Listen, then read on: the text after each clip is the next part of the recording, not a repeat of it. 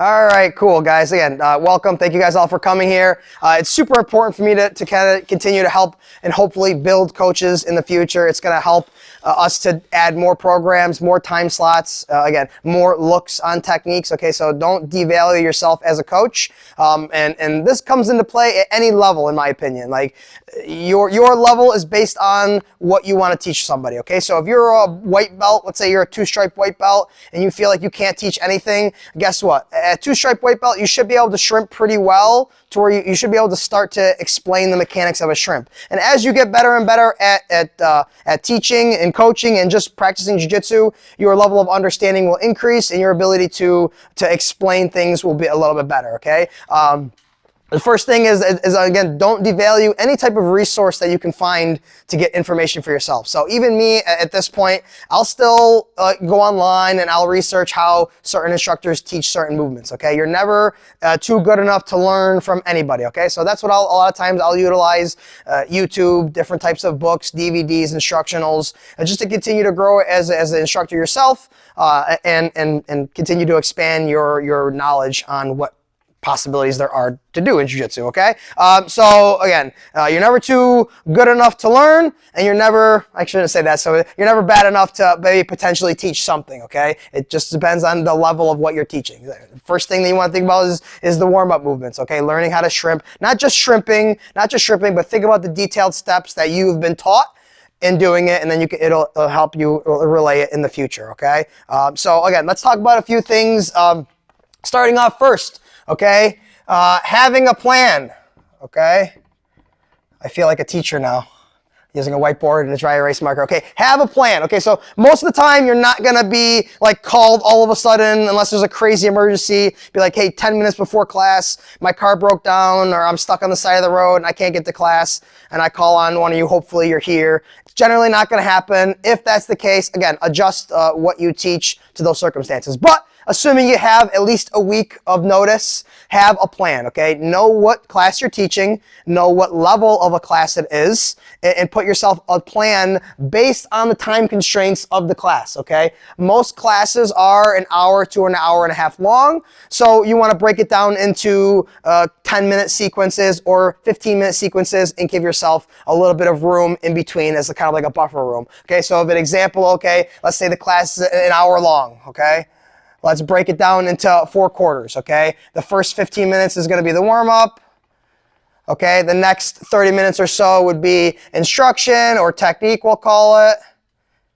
And then the fourth would be sparring, okay? So you can kind of break it down, and that can vary, right? You want to skip the warm-up completely. You want to jump right into technique because you have a lot of things that you want to cover, okay? I'll explain that a little bit more into detail, okay? You want to decide to skip the warm-up, go right into some basic techniques, and that way you can kind of build on those techniques a little bit longer before you have to get into your sparring, okay? So again, this sequence can be variation of if you have an hour and a half class, which are most classes, a half an hour process of sparring. You can increase the time of the warm-up, increase the time of technique, and you'll still have plenty of time to spar, okay? But have a plan when you first come in. That way you're not just like kind of hoping and guessing that everything's going to work out well, okay? So break down what you want to do in class, and that way you have everything that you need as far as like what you want to teach, okay? The details, the step-by-step techniques, okay? And again, adjust what you teach based on your level, okay? If you're a blue belt and you're teaching a fundamentals class, show fundamental techniques that you have learned for at least a year and a half to 2 years of training, okay? So if you're a blue belt, don't look online and find the fanciest technique to teach, because most of the time you're going to end up messing up in the middle of class, and then you're going to get nervous, and then you're going to stutter, and then you're going to stammer, and then you're going to lose track of what you wanted to do in the first place, okay? So keep the movements basic, okay? Understand the step-by-steps of the movement, and then that way you're able to relay them well enough. Okay, so putting together a plan broken down based on the time constraints, that way you don't feel rushed and you can get to everything that you needed. Okay, and we talked about different variations of sequencing your time constraints. Okay, 5 minutes, 10 minutes, 15 minutes sections. Okay, so it's very, very, very simple as that goes. Okay, again, know what you want to teach, keeping the techniques based on your level. Okay, in advanced classes. Okay, I know that when we did our advanced jiu-jitsu class, a lot of that stuff I don't teach normally. Okay, so even me, I had to kind of slow things down, okay? And it helped kind of myself in drilling that. I would kind of find some extra details in there that I didn't think about before class, okay? And I'm glad that the advanced class was a little bit smaller, allowed me to kind of play around a little bit, okay? But if it's a basics class, it's a fundamentals class, it's a women's only class, you'll notice that what I teach are very, very simple techniques, okay? I don't feel the need to advanced jiu-jitsu, as I say, is not fancy techniques. Fancy techniques does not equate to advanced jiu-jitsu. Advanced jiu-jitsu is doing basic techniques at a high level. So don't ever think that the class is too experienced to work on your mounted armbar. Okay, it's kind of like one of the basic ones. Okay, mounted armbar, I don't care what level you on or what level you are, you can always make your mounted armbar a little bit better, okay, by adding details, adding blending of the details together to make it smoother. Okay, so a very, very simple idea. Okay, back to our time constraint. Don't pack too much into the class. Okay, I don't care if you show one technique for 30 minutes. It gives the people time to practice it. It gives you time to, hey class, bring it back in. Let's talk about a little detail that I may have missed, or you didn't put that detail in there for a reason. Okay, and that'll get into a little bit more at the end that we talk about. Okay, so give yourself the ability to bring class back in, review the exact same technique that we did, and let them continue to do it. Okay, so don't feel like you have to always go, okay, I got to show another technique, or I got to show a fancier variation. Okay, it's not always necessary. Okay, I'd rather you show a basic technique and allow everybody to drill that for half an hour, 40 minutes, I don't care what it is, and just hyper focus on that one technique. Okay, it's kind of like about specializing. Okay, there are times where you want to kind of play around, and there are times when you want to specialize in a certain technique. Okay, so cool. Very, very simple. So don't pack too much into class. Less is more. Okay, less is more. It gives you more time to work on that session technique. Okay, so now we'll talk about the next thing is staying on task. Okay, and your students will make it difficult to do that sometimes. Okay, it is your job as the coach to stay on task. Okay, questions will come up. Try not to let those questions deviate from what you're teaching, okay? If you're doing a guard pass and somebody starts asking you questions on, okay, well, what if they do this? And then what if they do that? What if they do this? Okay, that can turn into a big rabbit hole where you start talking about totally different passes that you weren't even planning on teaching. And then that takes away from you continuing to teach the lesson that you were planning on doing, okay? So if you see a group over here in the corner, they're doing a totally different pass, you are the instructor, never feel like nervous or scared to approach them and say, hey guys, like let's try to stay on task. Again, that all needs to come from a respectful tone.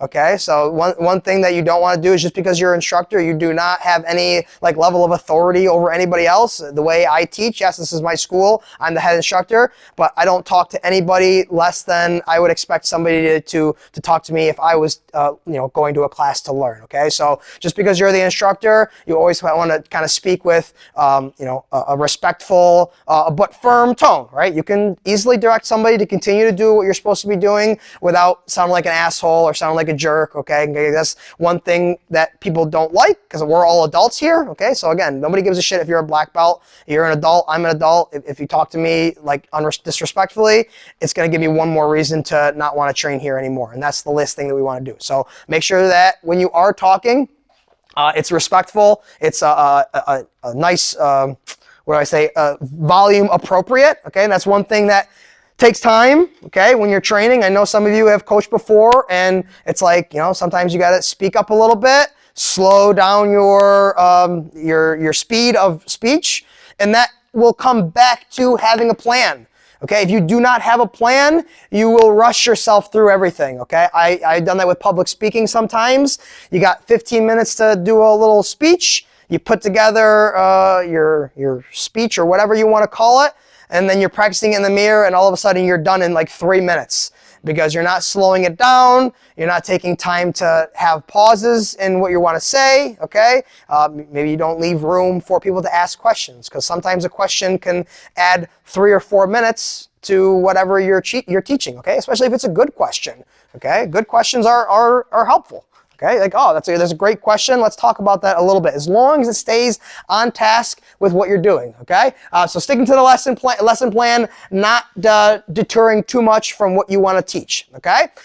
Okay, again, based on having a plan and based on your time constraints, you need to do something to keep you engaged on what that time is, okay? So if we're in the warm-up and we start on with a clap in, everybody's jogging, take a look at the clock. Feel free to look at the clock every couple of minutes or so just to give you a mental understanding of how far along you are into it. Okay, and that will come in time where, you know, as you train more and more and you teach more and more, you'll kind of have a feel on how long the warm-up should take. Okay, and don't be afraid to stop the warm-up. Okay, let's say you guys were jogging and you got into your first line drill and you look at the clock and it's like 15 minutes past the start of class. Be like, okay, guys, that's the only line drill we're doing. All right, maybe you had something planned or you had 3 more line drills planned, but for whatever reason you lost track of time. You let the guys run too long, and now we're starting to build into our technique portion of the class. So never feel like you can't detour from your original plan and say, okay, guys, we got to stop our warm-up so that way we can move into our technique, okay? So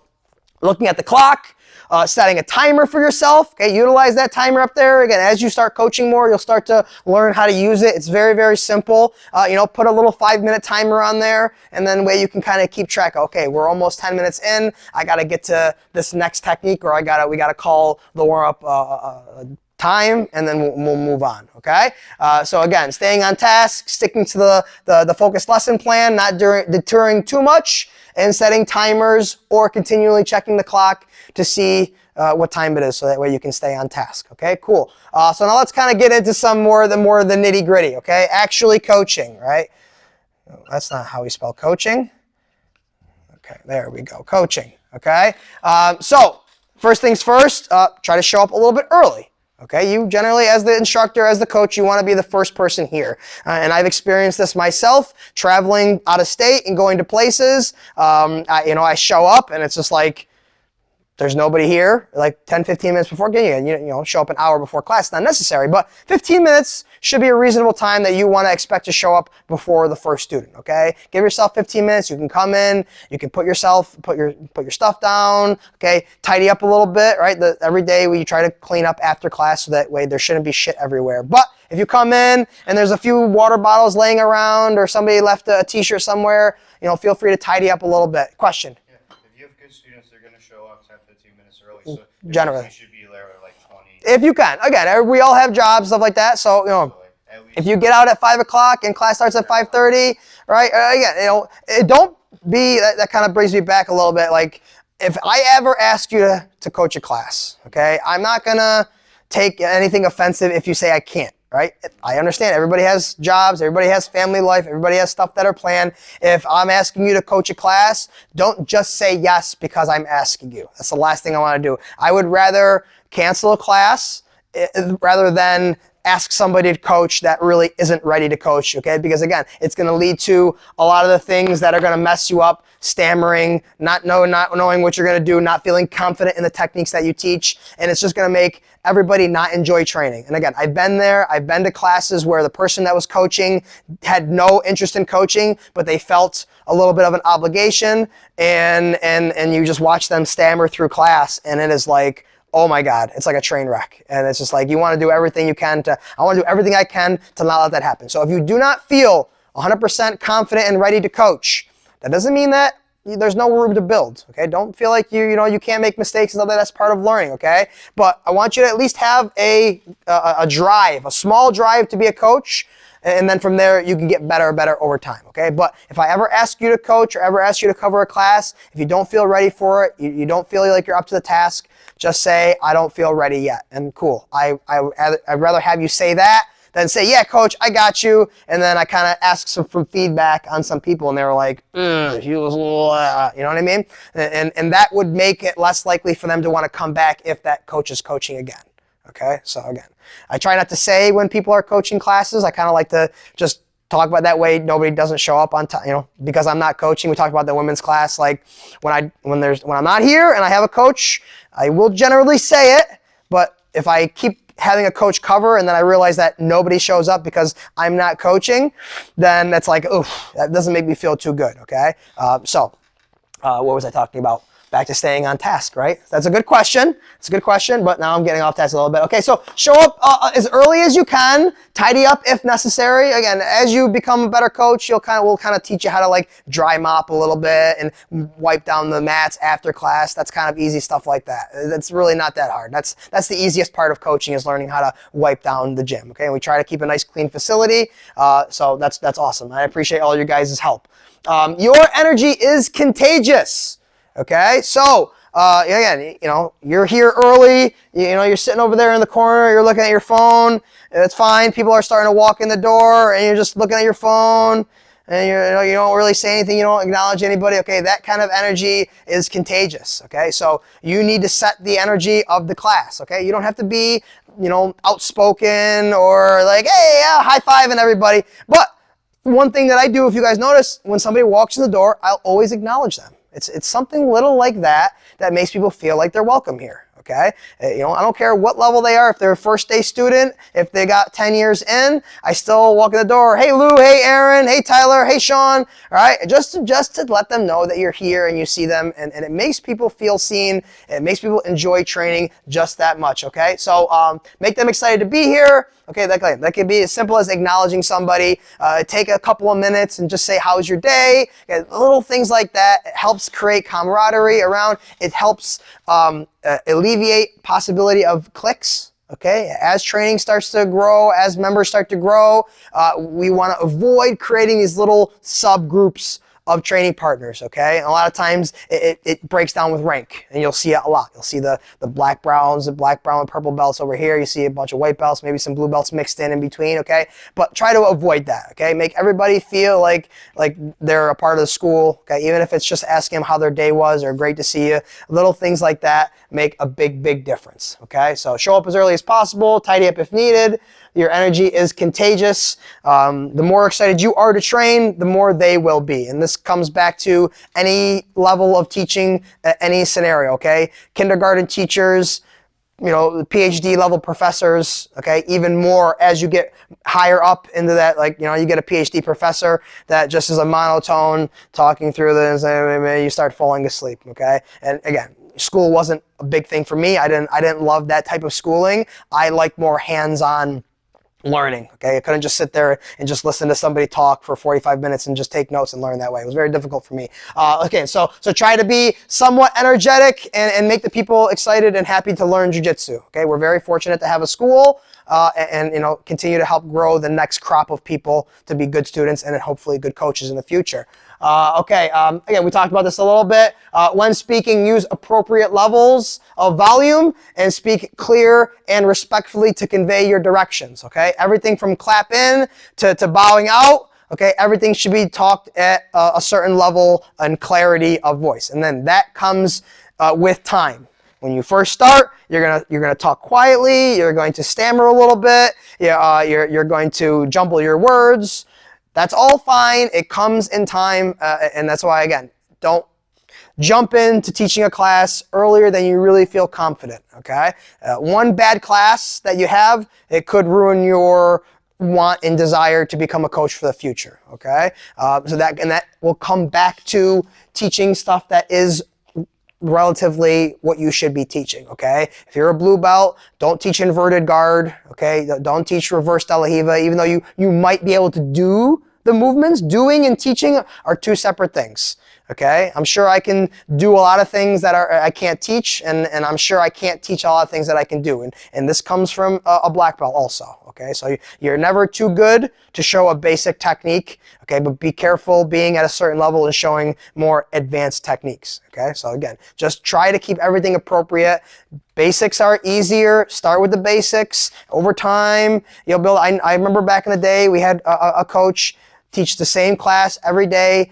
They almost taught the exact same technique every day, okay? It got a little bit mundane, but guess what? At the end of the 6 months or whatever, you were pretty damn good at that one technique. And at the end of the day, less is more. Being super sharp at one technique is super, super important than just kind of being okay at certain. So don't devalue basics. Okay, don't ever think that. You're not, the students aren't going to think that you're any better by showing a better technique. It's an illusion. It really, really is, okay? Okay, so now while everybody's doing said drill, okay, make sure that you're doing your best to walk around. Okay, don't like okay guys, here's the technique, you show it, go ahead, let's go 1, 2, 3, boom, everybody goes off on their own, and okay, check your phone a little bit, see what time it is, that's fine, okay, but once everybody's drilling, you need to be walking around the mat and noticing how people are drilling, and then don't wait for somebody to ask if they have a question. Watch them do the drill, okay, and if they're missing a step, feel free to always jump in and be like, okay, hey, great job, I want to see you do it one more time. And then again, try to stop them when they miss a step, okay? And again, this all needs to come from, again, a respectful, clear tone, okay? Like, oh, dude, what the hell are you doing? That's not the way you do it. No, let me show you that. Like, that's the way that somebody's not gonna wanna come back to your class. They're like, oh, hey guys, real quick, can you just show me for the, I think you might have missed a detail, okay? Little things like that are just gonna help them accept your knowledge more, okay? If the first thing you say is, what the hell are you doing? Like they're already shutting off their ears. Like they already felt disrespected, they felt embarrassed, which are two things that for sure you don't want anybody to feel as a student. They don't want to be embarrassed, they don't want to be disrespected, they don't want to be insulted. Okay, so those three things we got to try to eliminate as best you can. So you can still convey a direction with some type of, I don't want to use the word authority, but you guys know what I'm trying to say. You convey that, hey, I'm teaching, hey, I want to show you something. Here's where you're missing. You want to do this, this, and this. Okay, cool. And then a lot of times that little bit of extra attention will help them understand it, and then they'll go from there. Okay, so make sure you make your way around and try to catch everybody. Okay, even if they're a higher rank than you, it's okay. It's okay to maybe, because again, even higher ranks, sometimes we think we know a technique and we'll do it to the point of muscle memory, and then we'll miss a detail. And if it's a super important detail, it's usually important to stop them and explain to them that detail. Now, that kind of gets me into more thing is, again, knowing the step-by-steps in each technique, okay, is important. But sometimes more details is not good, okay? So again, you got to, again, understand the level of the person that you're teaching, and then less is more sometimes. The big picture of a technique can sometimes help a beginner more than the devil's in the details. You hear that word all the time, devil's in the details, devil's in the details. Yes, it is, but you don't want to overwhelm somebody with too many details to where it's hard for them to process the big picture. Okay, when people are first starting, you want to try to break down a technique into maybe 3 steps. And then from there, once everybody's kind of understanding that big picture, cool, everybody's starting to get it. Okay, guys, let's add a detail that was kind of in the middle that I didn't touch on. And that could be something that you purposely did, or you realized it once you got done teaching and everybody's having a problem with the drill, and you notice that everybody's having the same kind of problem, there might be a detail that you've forgotten. Okay, and that will help you as a coach to recognize that, oh man, I forgot that detail. Hey guys, let's bring it in real quick. The detail that I forgot to mention. That's fine. That's no big deal. You're not like, shoot, if I tell them that I forgot a detail, they're going to think I don't know what I'm doing, and then I'm not a really good coach, and now you spiral yourself into not having the confidence to convey. So you're never too good to make a mistake. And recognizing that you make a mistake, admitting to it, it kind of gets everybody like, oh, cool. Hey, everybody, he's kind of like, he's just like us. He's just a teacher. He's just a guy. He makes mistakes. Cool. Okay. So walk around and pay attention to those who are drilling. Give kudos to people that are doing it well. Okay. And nothing better. I had somebody talk to me where they were like, yeah, coach, how can I improve? How can I improve? Like, I want to see you doing this, this, and this better. When it come time to rolling or come time to drilling, they're doing exactly what I had asked them. Hey, that's awesome. Great job. That's beautiful technique. You did that perfect. Keep going. Little things like that, man, they really, I don't care if they're older than you, younger than you, higher rank, lower rank, an acknowledgement of progression, an acknowledgement of doing something right makes you feel good, gives you more motivation to keep training, gives you more motivation to know that you're doing it well. And again, that's all we're trying to do is just build confidence over time. Okay, so more details versus the big picture, that will come in time with you teaching the same technique over and over again. And as you teach the same technique, you'll get better at teaching that technique, and then you can kind of have that in your brain. So the next time that, hey, maybe it is a short notice call from me, I need you to teach the class, you have that one technique that's just freaking burned into your brain. You can teach it waking up out of your bed. Boom, no problem. And again, that goes back to a very, very basic technique. Okay, and then within every technique, there are sub-concepts that you want to think about. Okay, we talked about it with our guard retention. Okay, so there are certain techniques that I teach you for guard retention, and then within those techniques, we talk about the concepts that you can apply to many different scenarios. Okay, like when we were talking about guard passing, right? We were talking about knee and elbow connection. Okay, we were talking about hand positioning, base, posture, all those kind of things. You can take each technique and you can break it down into sub-concepts that will kind of give them a little bit more of a big picture on what I'm trying to do. Okay. Give a little bit more attention to the beginners. They're usually going to need it, okay? And that's all generally balanced, okay? If you're just sitting with the brand new person for the entire time, when you have 5 or 6 other groups here that may need something, but they're kind of nervous on asking a question, okay? And that comes from, this is why this is also good as if you're maybe not interested in being a coach anytime soon, but this will help you be a better student, because if you have a question, please ask it, okay? Raise your hand, okay? I'd say, there's no stupid questions. We'll take that with a little grain of salt, okay? But avoid asking the what if questions as a student. Okay, just try to stay on task for whatever that coach is teaching. Okay, if coach is teaching a guard pass, all right, don't ask him about a submission. Okay, what submission could I do from here? We're not doing submissions today. Let's try to stay focused on the task. Okay, let's try to say, okay, so that's going to help. So back to saying, give a little bit more attention to beginner students. Okay, when a brand new student is in, okay, we want to try to help show them some of the warm-ups. Okay, when we're in drilling. Okay, they're with a partner. Try to pair the brand new person up with somebody with some experience, so that way they can kind of side coach while you're walking around to other people. Okay, the last thing you want to do is to put 2 brand new people together, because that's just the blind leading the blind. Okay, and as colored belts or upper belts or whatever you want to call yourself, make the new person, again, feel welcome. It doesn't have to be always the coach's job to make the new person feel welcome. If you're not coaching the class, you're just being a student today, but you're a blue belt, and you see somebody who's brand new walking in, make sure you introduce yourself, make them feel welcome, kind of help show them the ropes. Okay, it's good for the coach, but it's also great for some of the blue belts and the purple belts and brown belts to help kind of be an extra assistant coach without having the title of assistant coach. Take it upon yourself to help the coach. That doesn't mean, teaching techniques aside from what the coach is teaching that day. Okay, try to stay on task. This all comes from, this is helping you be a better student also. Okay, don't be that colored belt that's teaching the blue belt or the white belt some weird technique that we're not doing at all in the class. Okay, so try to stay on task. That comes from the students also. But any questions so far? Any input? Anything that you want to add to what we're talking about? Any situations that apply to anything we've been talking about? Lou?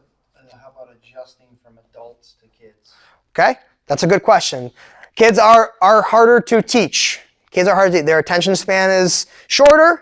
Their understanding of their body is less. They don't understand how to move their body. So a lot of times, focus on big picture with kids. Focus on big picture. Don't throw 5, 6 details into them. And I've learned that over time. I've done that with my kids. Sometimes I'm in the middle of a technique and shoot, I'm on like step 4.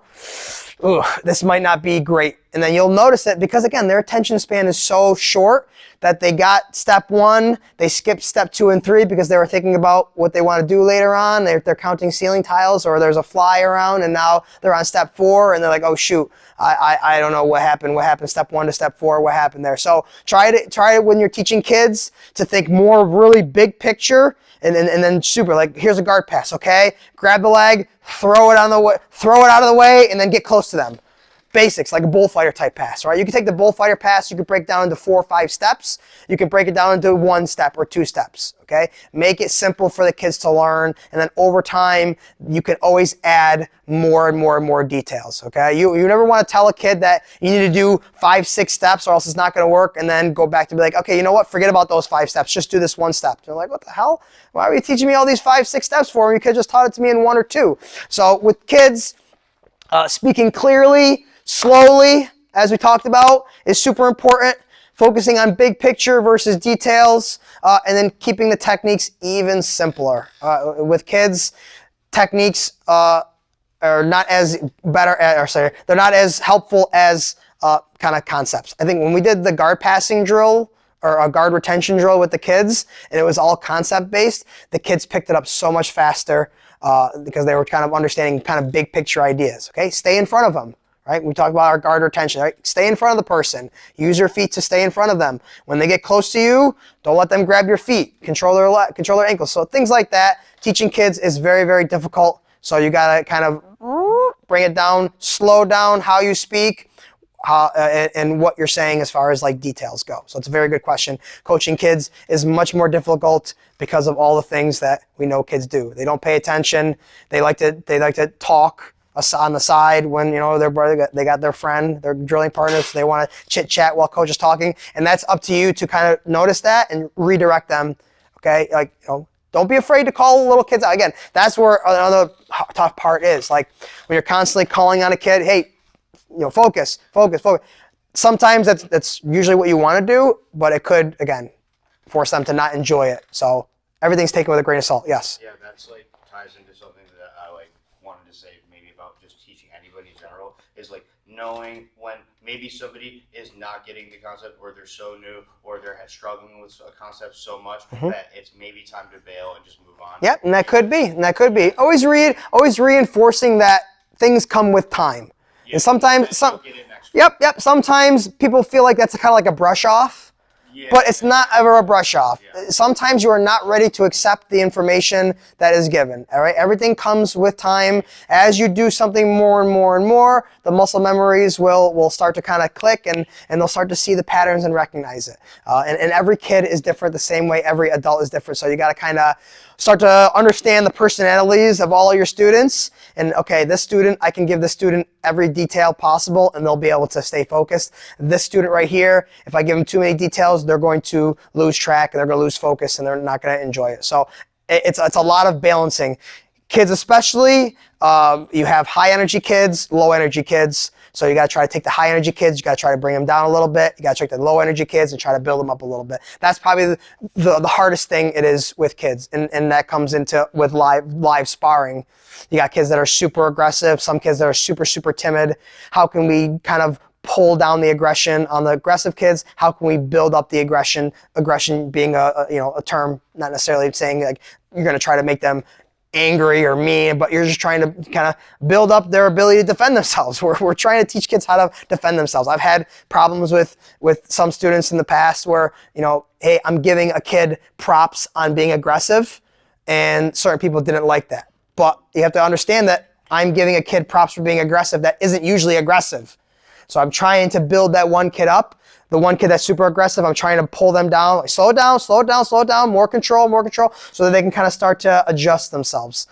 So again, knowing the personalities of your students will help kind of teach you how you convey whatever you're trying to convey to them. Okay, whether it's more details, less details, more aggression, less aggression. Focus is one thing that all kids need to do more is focus.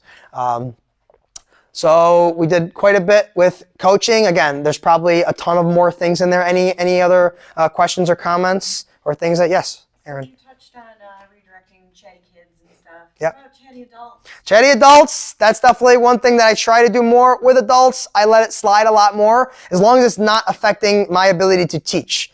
Okay, if two people are having a little side conversation, as long as it's not really affecting my ability for somebody to hear me or somebody to teach, then I'll usually let it go a little bit. But I've done it with some adults, like, you know what I mean? Like, hey guys, all right, everybody bring it in, and there's two people over there still drilling. Like, you know what I mean? Everybody's here, like, guys, bring it in. And this comes into knowing appropriate volume, okay? When somebody's not listening, adding a little bit of volume is okay, as long as it's done. Hey, idiots, we're drilling. Oh, that's what we don't want to do, okay? And, you know, walk over to them and be like, hey guys, hey, we're going back to the center. Okay, come on, bring it in. Boom, cool.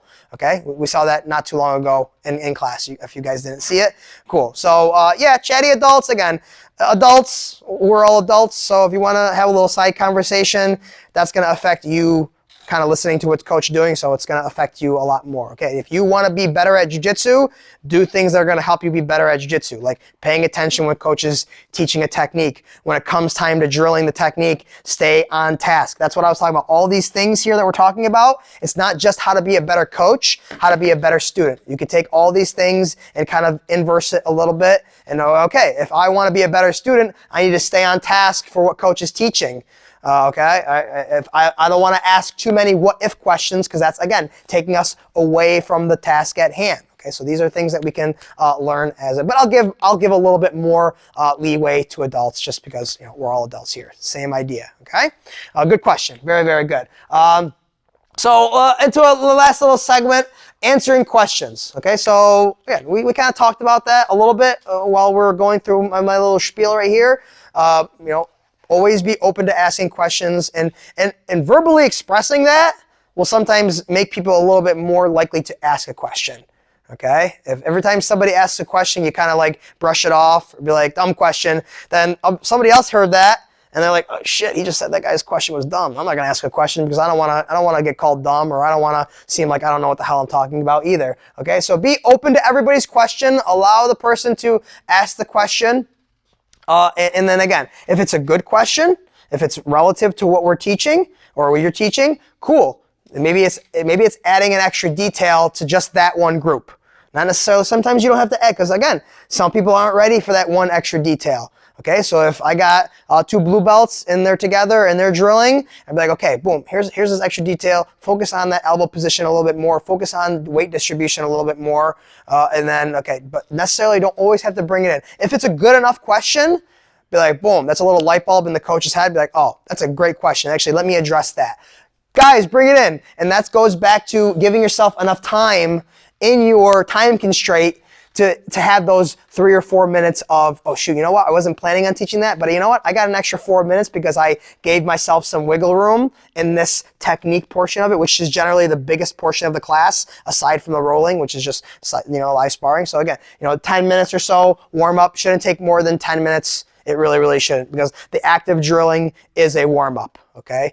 You don't want to just jump right into live rolling, because that's how things can happen, unless it's an open mat. But again, you notice what I talk about when we go to open mats? What do I usually say?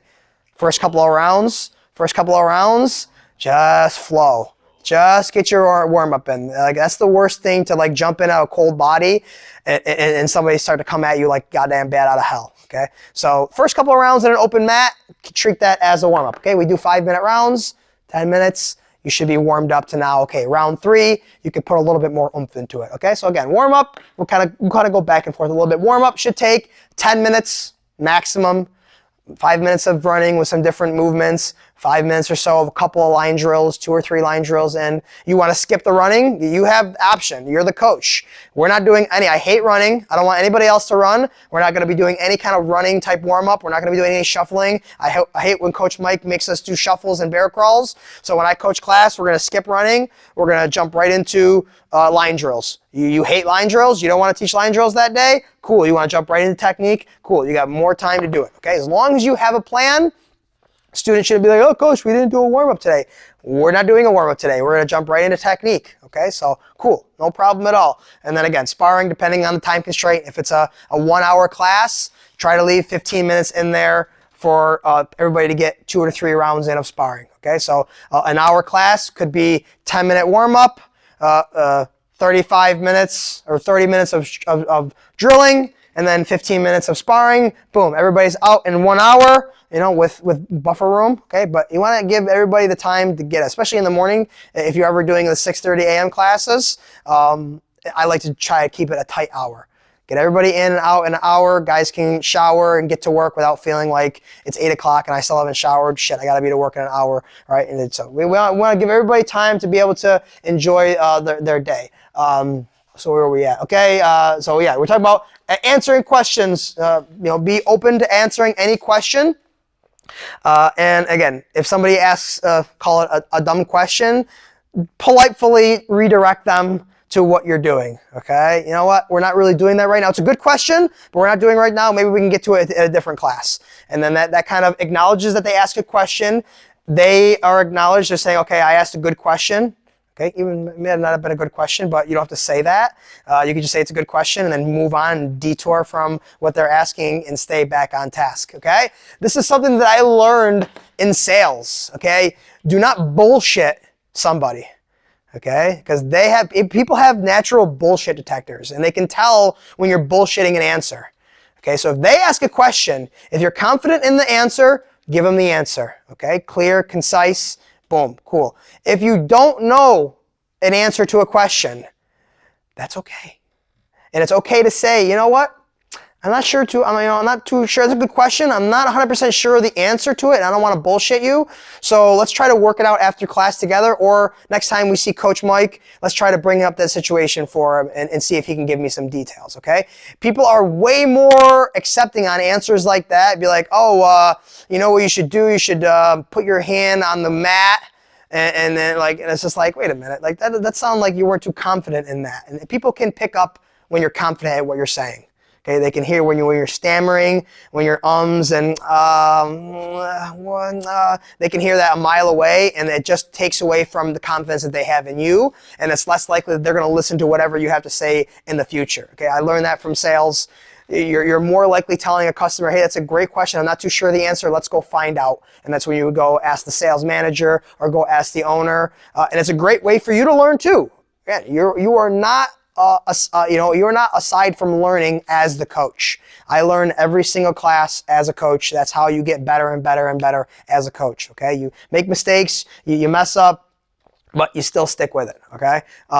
Any questions on that? How to answer questions? What are good questions? What are bad questions? Anything like that? Okay. No. Okay. Any questions overall in general? Okay. Cool.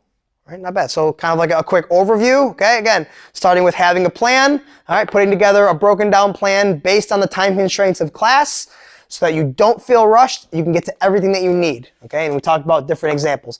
Hour class, hour and a half class, okay? Is it a fundamentals class? Okay, that's the only class as of right now that has a set curriculum, okay? Tony's Friday fundamentals class, okay? We are going to be adding a second fundamentals class on the schedule starting in September.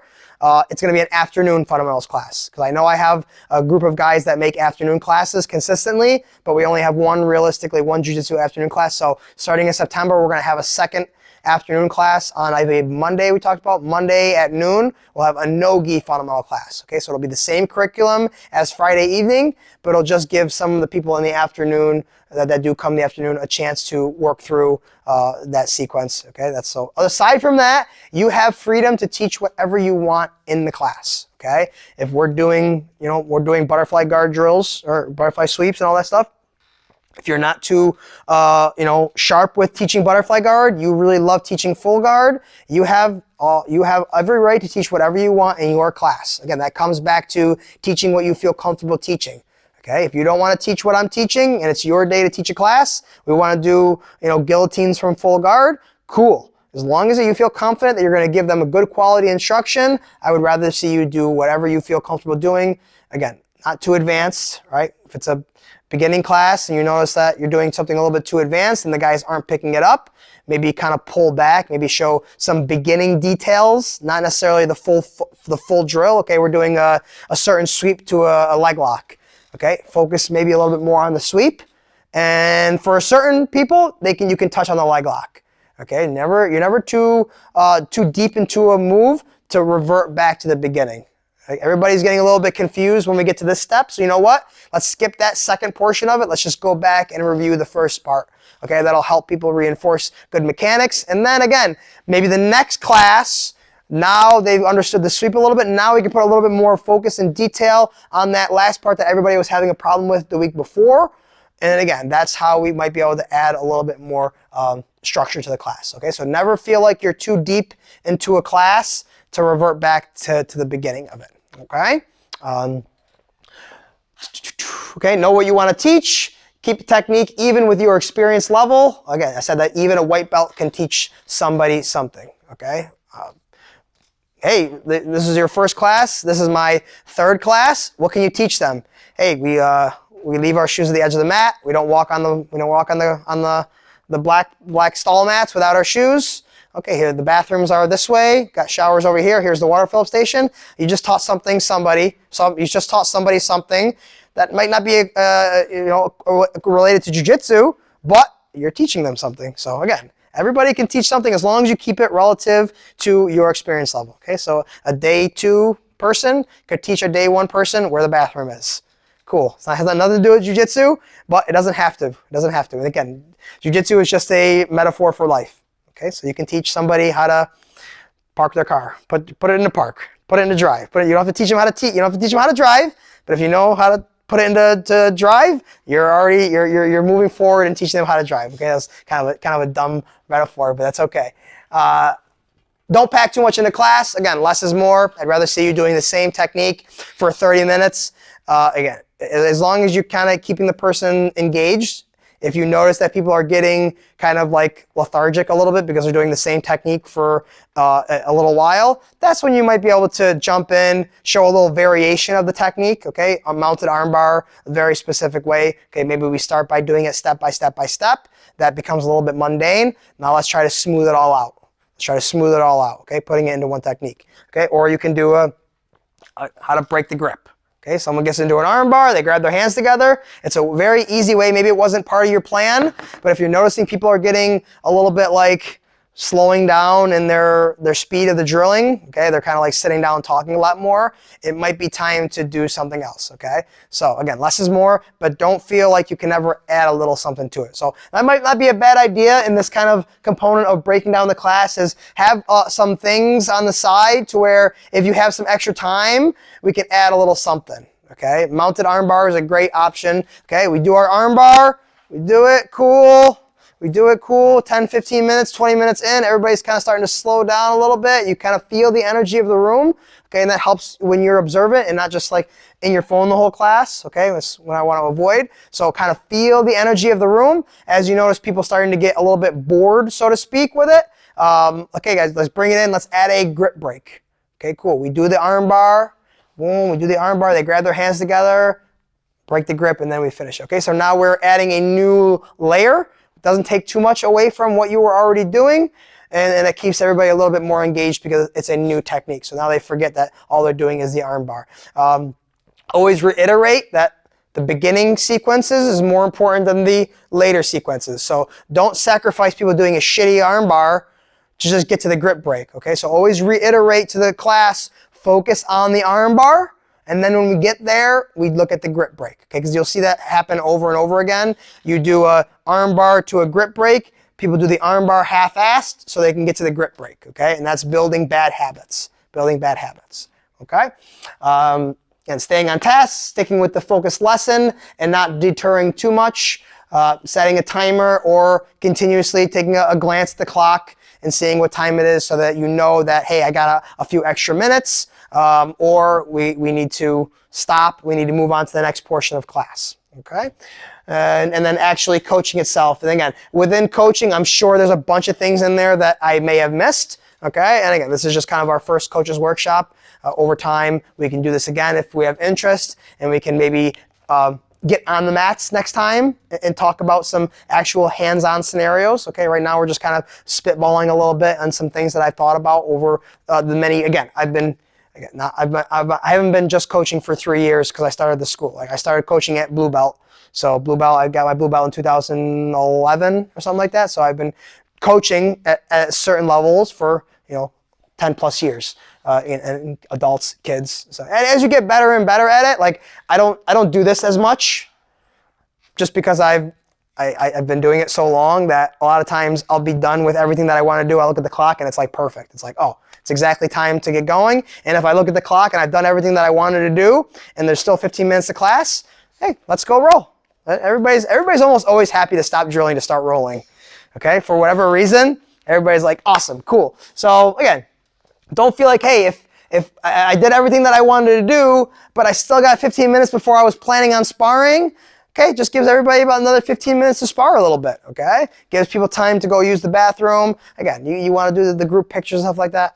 It's not a big deal if you don't do them. So don't feel like, hey, Coach Nate needs the group picture, right? I don't really need the group picture. I do it because it's something that I've consistently done since day one, and it's good for marketing and stuff like that. But again, If you don't feel comfortable taking pictures, or like, just skip it. Nobody's gonna be upset that you don't take a picture. I'm for sure not gonna be upset. I'll teach you guys how to use like the iPad over there, but most of the time I use the picture and I'll sign everybody in. But again, signing up process is really not a care in the world. I don't do anything based on attendance for the adult class. Okay, the kids class is a little different. I teach, as far as ranking and stuff like that goes with the kids, it's a little different to keep them motivated, but I don't do anything. So if you don't check in, the worst thing that's going to happen is the system's going to give you an email and be like, hey man, we've missed you for a couple of weeks. Where you been? Yada, yada, yada. But if you've been here, be like, coach, what was that email for? Be like, oh, don't worry about it. But again, that's not going to happen because I'm always here and somebody's always here that is checking in. But there is an app that you guys can download. So to make it easier for you, you can download the Zen Planner app. You have access to all the information on your profile to see, how far how many classes you have if you care about that kind of stuff. I never have, and I never really will as far as the adults go. Your energy is contagious, so make them excited to come train. A lot of eye contact is important. Again, sometimes when I'm going on long spiels, I don't make eye contact. But when you're talking to somebody directly, if I'm talking to Tony, if I'm talking to Curtis, make eye contact with people, okay? It helps convey that, hey, we're communicating. Okay, so don't be afraid to make eye contact. It could be something difficult. The more people there are, the less eye contact you actually have to make because nobody ever thinks that you're looking at them. Okay, so I'm looking at Ashley right now. I could be looking in between Ashley and Lou. I'm looking in between them. Neither one of them know that I'm not looking at them because they think that I'm looking at the other person. Oh, he's not looking at me. He's looking at Lou. Lou thinks I'm not looking. He's not looking at me. He's looking at Ashley. So again, you can look in between people, and then still, I'm doing the same thing with Tony and Curtis right now. Okay, so you can still do that. Again, I'm not the best public speaker, but you get better with things the more you do them. Again, when speaking, use appropriate levels and clear voice to convey respectfully what your directions are. Okay, and that comes even more important when somebody's doing something that you don't want them to do. Okay, when somebody's doing something that you want them to do, it's easy to convey your directions because you're happy with them. But when somebody is kind of going off to the side and goofing around, being able to convey to them the directions that you need respectfully is super important. Okay, and that comes with time. And coaches are not free from getting chewed out by a student. Like if coach is doing something that the student is like, what the hell's going on? As a student, feel free to voice your opinion. Okay, people, again, that'll eventually come back to me, and then we can straighten it out. Okay. One thing that I didn't list on here that we're talking about is big problems. Okay, big problems, fights, arguments, disagreements, whatever. We want to try to nip that shit in the butt as fast as possible. It's happened a few times in the past. Luckily, hasn't happened in a while. But that all comes from, again, everybody being on the same page as far as sparring goes. And sparring is one thing that I didn't talk about on here. That could be its own subsection, okay? How can we keep sparring at an appropriate intensity level so that everybody can learn? Nobody feels like this is Abu Dhabi, especially for beginners. And this comes from, again, being a good student, knowing the level of your rolling partner, and adjusting necessarily to the size, experience, whatever, athleticism, how many other variables that could be, okay? As you train, I don't roll with a kid the same way I roll with somebody that's bigger than me, okay? You have to adjust your level of intensity. If it's an advanced class, I would expect the level of intensity to increase. Okay, I expect everybody to understand how to keep themselves safe and how to train at appropriate levels. I plan on reaching out to the school and doing sort of a,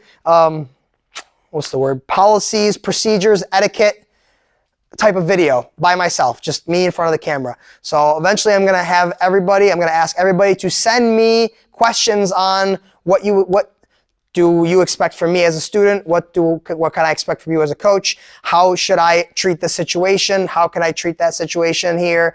Especially as you start rolling and rolling and rolling. There have been situations where people have asked me, hey, I get the situation and I want to try to finish a submission, but the person is not tapping. What do I do? Right? There are always these situations that come up that you got to kind of deal with at hand. It's hard to kind of talk about them in general, but we can have a whole nother conversation about dealing with people that are sparring. Does anybody want to talk about it a little bit? Do we want to talk about how to deal with when people are starting to roll? Talk about that a little bit? You guys got time? You guys got time? Anybody have to get out of here or anything like that? Okay, so let's talk about it, okay? Again, we talk about all the time. Start from the feet, start from the ground. Always reiterate what you expect from everybody before sparring starts, okay? Start standing up, start on the ground, whatever you decide, okay? If both people cannot decide, that means they both start down, or they both in a grounded position. One person in full guard, whatever, okay? And you have that job as a coach. If you don't want to have a live sparring session, you can keep it situational, okay? If you're worried about the groupings for whatever reason, okay, let's keep it goal-based. Okay, we're starting in full guard. First goal, open the guard, stop, reset, open the guard, stop. Okay, there's no problem with keeping a rolling session situationally based. We're going to start in the mount. Escape mount, stop, reset. Escape. We've done it a little bit with our guard passing drills, and sometimes those are the most exhausting live rounds, is when there's a specific goal, because things aren't so open-ended. You're not as loose to kind of like just play and accept a sweep because it's a goal-oriented, okay? So you have the right to adjust the rounds, okay, to what you want to do. Okay, guys, we're not doing open rounds today. We're going to do guard passing and sweep drill as a live round. And then, you do that for a little bit, and then you have open roll. Okay, you always want to give the option for open sparring at the end of class. Okay, but first 3 rounds, all we're doing is guard passing drills. Okay, so the person passes, or sweep, submit, whatever. Pass, sweep, submit. That's usually the way we look at it. So top person's trying to pass, bottom person trying to sweep or submit. Cool, you can keep it going. And then we do 3 rounds of that, and then cool, guys. Now we have open rolling. Okay, so again, feel free to adjust the level of sparring intensity. If you notice 2 guys are starting to go a little bit crazy with each other, you're starting to kind of, depending on their levels, you could let that go, or you can jump in to kind of slow things down a little bit. All right, and that could be as easy as, let's calm it down, guys, calm it down, guys, calm it down, guys, okay? Or if you notice 2 people being super passive with each other, be like, hey, guys, let's go, let's go, let's go, let's work, let's work. Okay, so little things like that is part of you keeping your eye on the overall energy of the room. Okay, if you're rolling, then it's hard to do that kind of stuff. You kind of just treat it what it is. Okay, my general policy is if there's an even amount of students, let them roll with each other, and then you'll jump in if there's an odd person or something like that. Again, we talk about that. Don't let people take rounds off to jump back in. Again, beginners, I always try to acknowledge that before they even sign up. Be like, okay, look, when you're in, you're in. You want to stop after 1 round? Cool. Just stop after 1 round, okay? If there's an odd person, there's going to be an odd person. That is what it is. The odd person's going to take a rest round. We try to prioritize colored belts on the mats when there is an odd amount of people, okay? If you don't want to jump in for whatever reason, again, you are the coach. If you don't feel like rolling that day and there's an odd group, there's an odd group. 1 person's going to be out, and that is what it is, okay? Like if you rolled 3 sessions in a row and then your day is to coach and it's odd, be okay with, okay, look, somebody's going to take a round off. That's what it is. Nobody's going to be like, I'm upset because I had to take a round off. Like, it is what it is, dude. It's like a lifetime. It's a lifetime of training. You taking a round off this 1 class is not going to affect that much, okay? So again, we talk about trying to maintain safe levels of practicing. Giving little tips. I try to do that when I'm not rolling, walking around giving little tips to people, okay? Try to give tips to both people when you're kind of looking at them rolling, okay? I generally, depends. It always changes, but I'll try to give the person that's in the defensive type of position more advice, okay? So if a person's getting their guard passed, I'm trying to give the bottom person some tips on how to not let their guard get passed. And then sometimes I'll notice a person doing everything right in the pass, and I'll give them a little extra tip to help them finish the pass. So again, I don't want anybody to think that because I gave the person a tip and not you means I don't want you to get better. It's all like a split-second decision that I make. I'm watching them 2 roll. I see a tip that I can give the other person right away. I want to give it to them, okay? So again, never look at it as I care about the other person more than I care about you. And that will come from your beginning conveying of when you see somebody say hi, welcome them, make them know that, hey, I see you. I want you to get better too. But sometimes when you're rolling, I give the other person a tip. And again, if I give you a tip and you're not doing the tip that I give you, don't think that I'm like mad at you for not doing it. I know that there's certain things that I can't see. I'm like, I'm telling you, get the underhook, but I can't see that they're holding your wrist. And you know what I mean? So you don't necessarily be like, I'm trying. We do that. Like, he's got my arm. Like, okay. I'm not worried. Like, if I didn't see something that's not allowing you to do what I'm asking you, I'm not like, oh, stupid idiot. He didn't listen to me. I told him to get the underhook, and he didn't even get the underhook. I didn't see that he had your wrists, and that is what it is. Okay, so again, like just try to take it with a grain of salt. If you can't do something that I'm trying to ask you to do, don't let me get you frustrated. Don't get frustrated at me. We're all doing our best to deal with a live, chaotic situation that is a live round. If somebody gets hurt, okay, luckily, we've had not too many instances. We've had some bad ones. We've had some little minor ones. We've got to try to take them, at face value, okay? Most of the time, everybody else, if somebody does get hurt, everybody else can just continue to do what they got to do. Okay, the person that was obviously rolling with them, if there's an incident, you stop, okay? Try to call the coach over, do whatever you can with them. We got ice packs, okay? Usually, hopefully, that's the last thing that we need, okay? That's the only thing that we need is a little ice pack, and let them take a break off to the side. And, sometimes injuries seem like they're worse than they are, and then like they kind of like, okay, okay. Kind of like heard my neck crack a little bit, but I'm okay. So again, injuries will happen. Do your very, very best to try to regulate aggression. That's why when people are rolling, try to kind of bring the aggression down a little bit to avoid submissions. If you're watching somebody in a fully extended arm bar and they're not tapping, okay, I usually don't with the adults. With the kids, I 100% do. Okay, 100%. You have to really, really protect it. And I got to do a little bit better job of not rolling with the kids because I need to I do a really good job of kind of getting there and feeling comfortable intercepting the submission. And kids get upset about it, but I don't care. So they can get upset that they didn't tap. I don't care. They just don't understand the risk of injury yet. They're just too young to understand the consequences of their actions. Okay, and that goes to play with everything in this world. Okay, I'm talking to you, world. Okay, don't let kids make decisions until they're adults. Okay, because kids, they don't understand the repercussions of their decisions. They're in the moment. What they think about is, I don't want to get tapped. That's all they're thinking about. They're not thinking about if they get their elbow hurt, now I can't train anymore. Now I can't enjoy playing my other sports. Now I can't enjoy playing video games because my arm's in a cast. Okay, they don't think about those kind of things. So it's our job as the coach to try to keep them as safe as possible. And again, I will fail at that job. A kid will get hurt. It's happened before. You can't do everything possible. You can only do everything reasonably to do so. Okay, so again, when it comes to adults, I will let a submission go. It's your job as the adult to tap. If you don't and you injure yourself, I feel very bad. We're going to do whatever we can for you. Okay, but at the end of the day, you need to understand the point of tapping. Okay. On the flip side, right, when we notice somebody going for submissions like it's the goddamn Abu Dhabi, we need to kind of address that and be like, hey, you got to give them a little time to tap. Okay. And that just means slowly applying pressure. You don't have to stop applying pressure. You just have to slowly continue to apply the pressure. And if you were gracious enough to stop applying pressure and they happen to escape, that's just you being a good training partner. Okay. So don't look at it as they escaped from you graciously granted them their elbow. Okay, so every time you see them, be like, hey, you can bend your elbow, you're welcome. Okay, and then again, yes, please. In terms of protecting the school,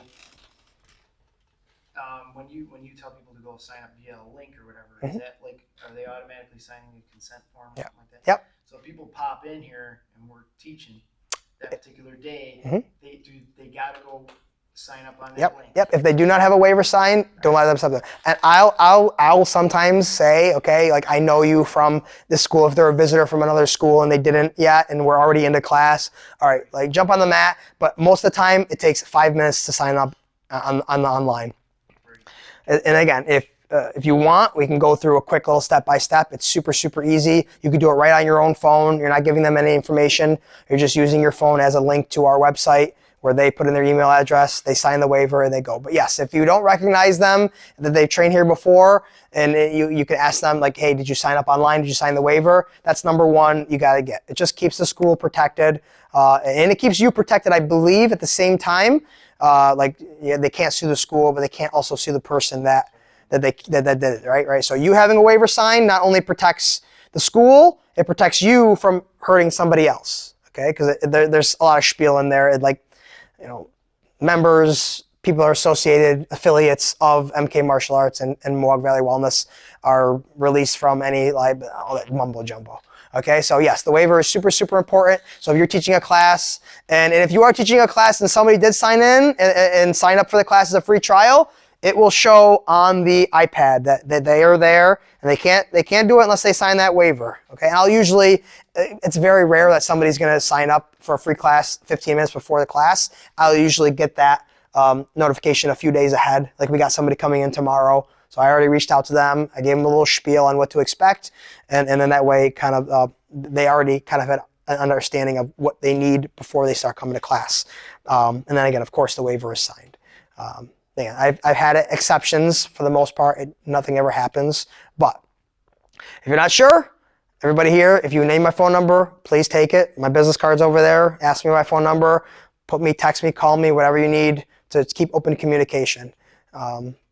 So I can't really think about anything else. Does anybody have any other questions or anything that they want to add? Anything that they've experienced being a coach? Because some of us here have coached a class before. Anything that you've dealt with that I haven't touched on, or something that you might reiterate on anything that I've said, or anything at all?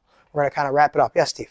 I've actually coached like management sessions for companies, and sometimes you have to change depending on, say it's hey, this is a class, it's a beginner, advanced, or whatever.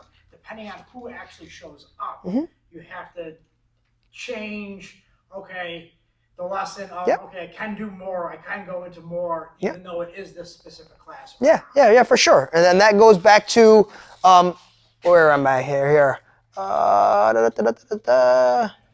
Knowing what you want to teach. Right? Knowing what you want to teach so well that you can revert back to the first step. Right? Maybe the technique that you want to teach is a 4-step technique, and you got a brand new person in here. Okay? Just focus on the first step. Just the first step. Keep it super, super basic. If it's a guard, learning how to open the guard, just start with a very simple drill of standing up.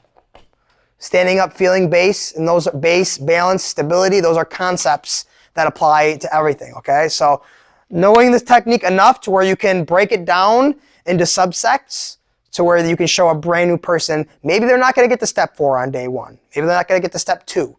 But if you can get them to step 1, they can build on top of that. And then the next class they come, the last thing you wanna do for a beginner person, that's the worst thing you could do, is a beginner, show them this 5-step technique that's a little bit too advanced for them, and then they're overwhelmed, and they're like, that was the worst experience I've ever had in my life. This was confusing.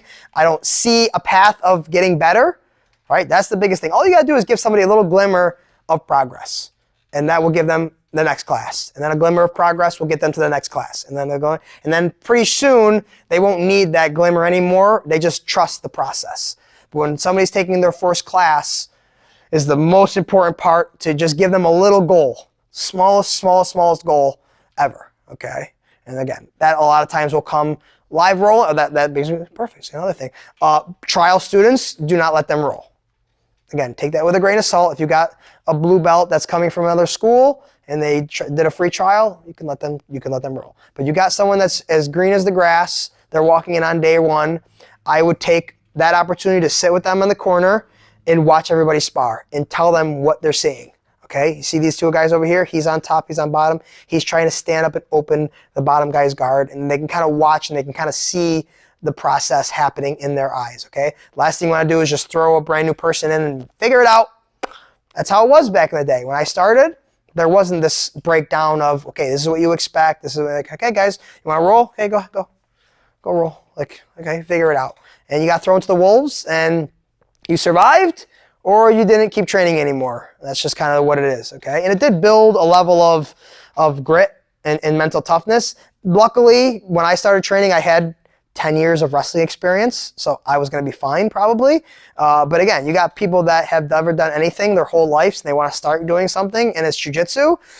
You want to give them a little bit more buffer room, okay? And then when they sign up, again, we'll go with one of more experienced people. Okay, that is a contradictory thing to think about. Okay, like people are like, oh shit, you're gonna roll with a black belt for your first class. Like, aren't you gonna get hurt? No, it's the opposite. It's the opposite. 2 white belts, the most likely there's an injury are with 2 white belts or a strong white belt and a blue belt. Like, those are the scenarios where the most injuries happen. strong blue belt or a strong white belt and a blue belt, that's where injuries happen. 2 crazy white belts, for sure. We're going to try to avoid them as much as I can. So I will keep my attention on the 2 white belts rolling more than the brown belt with the white belt. The brown belt with the white belt, I have confidence that the white belt's not going to get hurt. And I know the brown belt's not going to get hurt because that brown belt should know how to keep themselves safe and keep somebody else safe, which is the essence of what jiu-jitsu is. The ability to defend yourself while not hurting the other person. And that's why it is a true self-defense art. I can defend myself without hurting the other person. I don't care what you say. Boxing, striking arts, they shouldn't be considered self-defense. They should be considered self-offense. I mean, I guess you could use boxing defensively, but again, that's just kind of protecting yourself, right? Once you want to start utilizing boxing, you need to hurt the other person. You can try to not hurt them a lot, but again, you want to use boxing for self-defense. I can easily clinch somebody, take them down gently, mount them, pin them to the ground. Nobody gets hurt. I don't get hurt. They don't get hurt. And that's like a true self-defense, okay? Again, boxers, I love boxing. Don't get mad at me, okay? But you need to hit somebody in order to do boxing. Again, defensively, sure, you can just slip and roll and counter, but eventually your instincts are and you're gonna hit somebody. So if you're training somebody to box, they're gonna hit you. All right. So, but again, I love boxing. So I'm not mad at boxing. Everything has its place, but you're learning how to punch people. So it's hard to say that's a defense. Again, the best defense is a good offense. Sure. We'll take that with a grain of salt. Okay. But again, it's truthfully the most self-defense art, in my opinion, is jiu-jitsu. Okay. It's very, very gentle. You can be super nice to somebody. You can put somebody unconscious and they wake up and they're fine. Nothing's wrong. They went in La La Land for a little while, but they're not hurt technically. So, but a good question, right? You're never too deep into a plan to have to revert because of the certain level of the people that are attending your class. Okay. Anything else? I'm not sure how long we've been going for because I haven't been checking the time. But going back to my have a plan thing. So any other questions or anything? Pretty much we're gonna wrap it up. Anything else before we get going? Any questions or comments or who here has an actual goal of being a coach one day? Anybody actually have a goal? 1, 2, 3, 4, 5, 8. Okay, good. That's good. Okay, good. So 5 out of the 7 or 8 have it, and most of you have taught a class before. Okay, so again, focus on wanting to be a better coach, not just coaching. I want to coach. Okay, cool.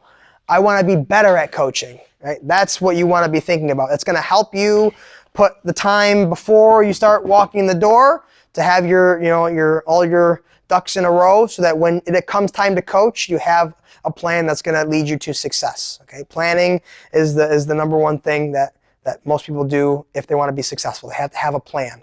Okay.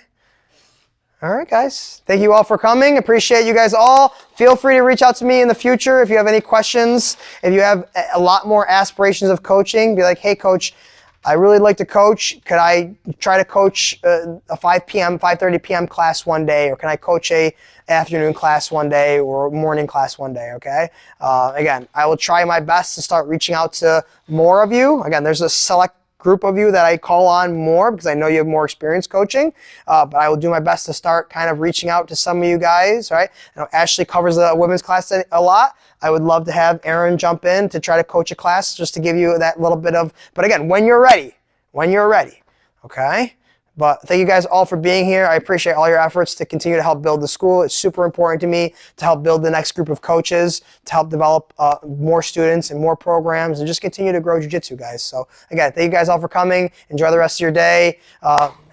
Take something home for you, a little snack on the ride. But guys, enjoy the rest of your day, guys. Thank you so much. All right, we'll clap it up. Thank you.